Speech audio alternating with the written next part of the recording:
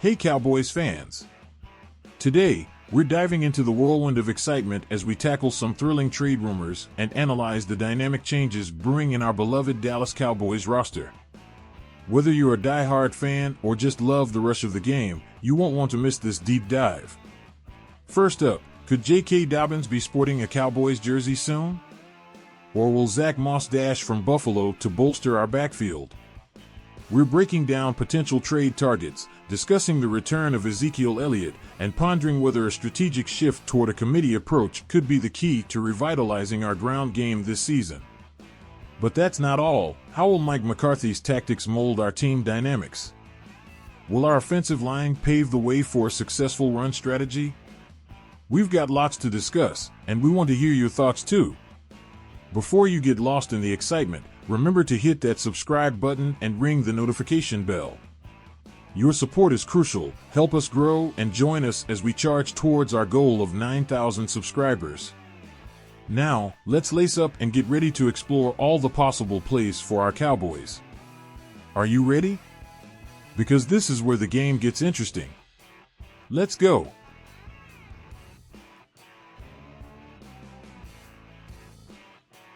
Looking across the league, there are a few other names that might be on the Cowboys' radar if they decide to make a move. J.K. Dobbins from the Ravens could be an intriguing option, considering his ability to contribute both in the run game and in passing situations. His contract situation and the depth Baltimore has at running back might make him available for the right price. Another name to consider is Zach Moss of the Buffalo Bills. With the emergence of James Cook as a versatile back, Moss could become expendable.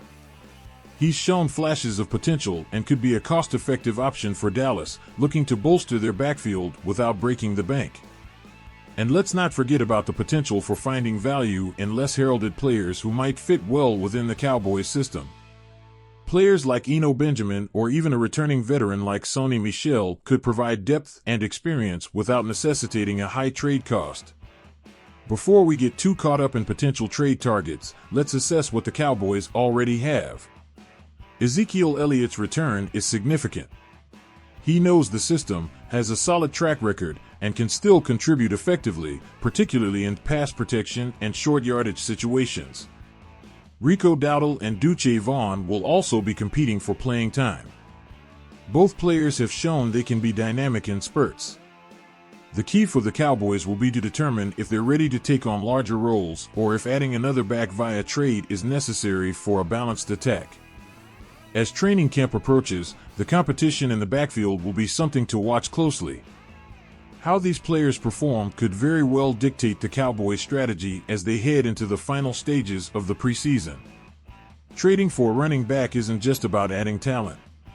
It's about finding the right fit at the right price, something the Cowboys front office has navigated with mixed results in the past. As we move closer to the season, it will be interesting to see if they pull the trigger on a trade or if they choose to roll with the group they currently have. What do you think, Cowboys Nation? Should Dallas trade for a running back, or are you confident in the group they have? Drop your thoughts in the comments below, and don't forget to hit that subscribe button for more analysis and updates throughout the season. Alright, Cowboys fans, let's keep the conversation going. We've covered potential trade targets and assessed our current squad, but there's always more to explore. How do the Cowboys' strategic choices align with the broader NFL trends? Are we seeing a shift towards a committee approach in the backfield across the league? Many teams are now opting for a running back by committee approach, reducing the wear and tear on any single player and maximizing different skill sets. With the Cowboys' diverse group, could this be the strategy moving forward? This approach might not only preserve player health, but could also create dynamic and unpredictable offenses. Given the physical demands of the position and the salary cap considerations, it's no wonder teams are being cautious with their investments in running backs. The Cowboys, with their current roster, might be well positioned to exploit this trend effectively. So, what do you think? Should the Cowboys fully commit to a running back committee, or is there still value in having a clear RB1 who carries the majority of the load? Let us know in the comments. Looking ahead to the 2024 season, the Cowboys' offensive strategy will be crucial. With Mike McCarthy at the helm, known for his innovative offensive schemes, we might see some interesting developments. McCarthy's offenses have historically been potent and dynamic.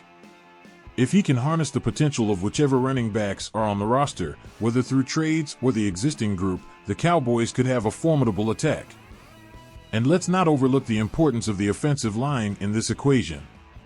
The success of any running back, whether a committee or a star player, heavily depends on the O-line's ability to open up lanes and protect the quarterback. The Cowboys have invested here, and it could make all the difference. We're discussing potential trade targets and other offseason moves the Dallas Cowboys might consider to bolster their lineup for a stronger performance. One area we haven't yet touched on extensively is the potential impact of the new coaching strategies or changes in the team's scheme. This could be particularly significant in how the offensive plays are called or how the defense is organized, affecting player roles and their performance. Under the guidance of Mike McCarthy, the team has shown promise but also faced criticism, especially in high-pressure games. McCarthy's background with the Green Bay Packers, where he often led a potent offense, suggests he might push for a more aggressive offensive playbook. This could involve more deep passes and a faster pace, which might require adjustments in player conditioning and game preparation.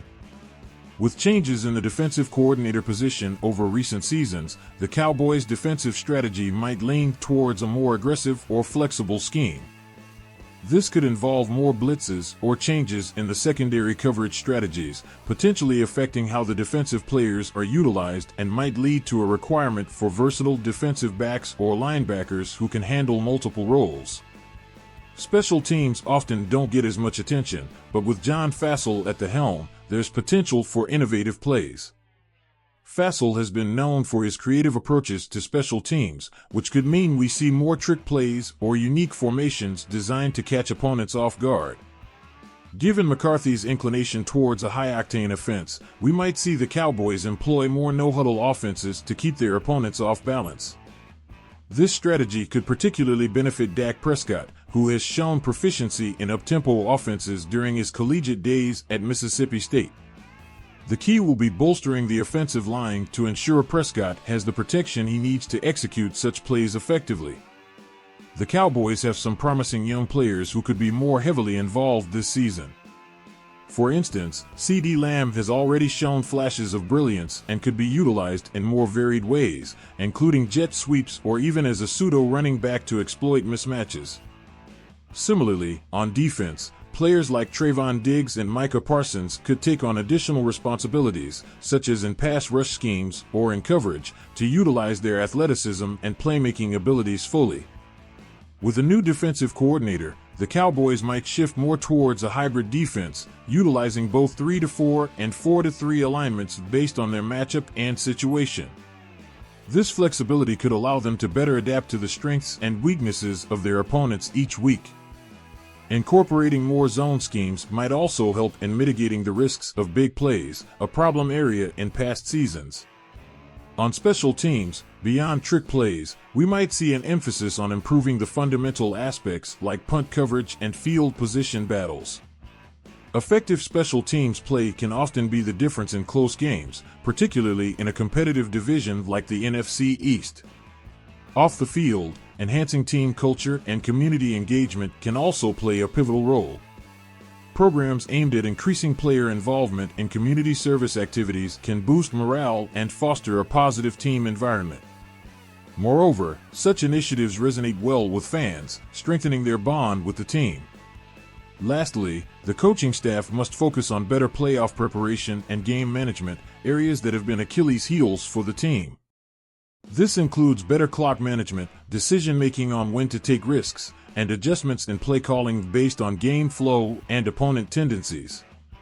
As we approach the new season, these strategic decisions, both on and off the field, will be crucial in determining the success of the Dallas Cowboys.